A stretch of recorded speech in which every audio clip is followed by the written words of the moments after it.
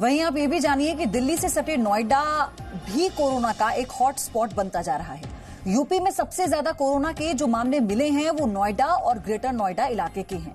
हालात ऐसे होते जा रहे हैं कि सीएम योगी आदित्यनाथ को खुद नोएडा आना पड़ा। अब गौतम बुद्ध नगर के डीएम को बदल दिया गया है ताकि हालात में कुछ सुधार हो सके।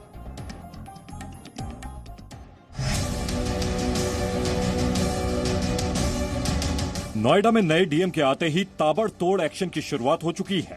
सेक्टर 135 में सीज फायर कंपनी को अगले आदेश तक सील कर दिया गया है। ये वही कंपनी है जिसका डायरेक्टर कोरोना पॉजिटिव पाया गया है और अब तक कंपनी में काम करने वालों के संपर्क में आने से सिर्फ नोएडा में ही 24 लोग संक्रमित हो चुके हैं।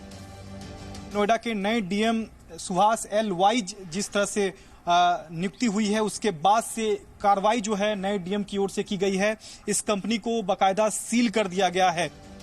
गौतम बुद्ध नगर के डीएम सुहास एल वाई ने चार्ज संभालते ही अधिकारियों के साथ कोरोना पर बैठक की और कई दिशा निर्देश जारी किए हैं।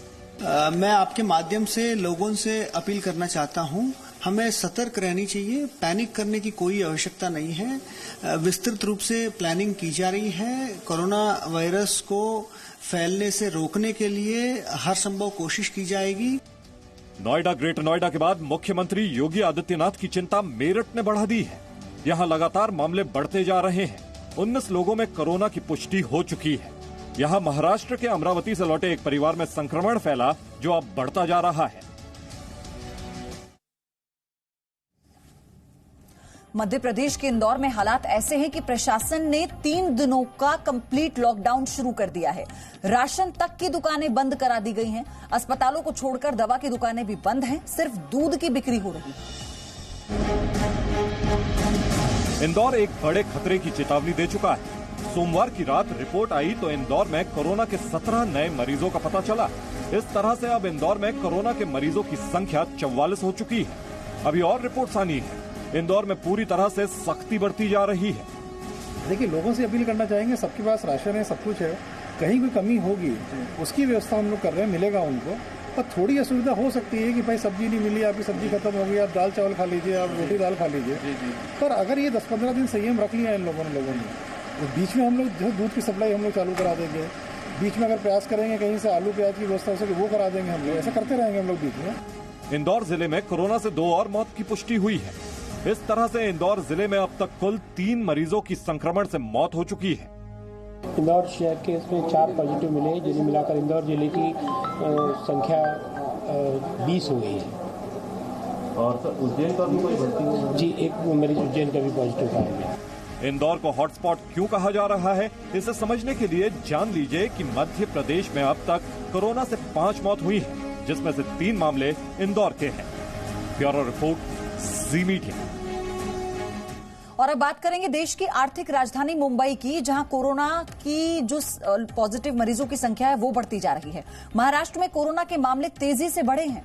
मुंबई में संक्रमण फैलने की रफ्तार सबसे तेज महसूस की जा रही है। सिर्फ बड़े शहर नहीं बल्कि लद्दाख में भी कोरोना के मामले तेजी से फैल रहे हैं। महाराष्ट्र में कोरोना के मामले बढ़कर 302 हो गए।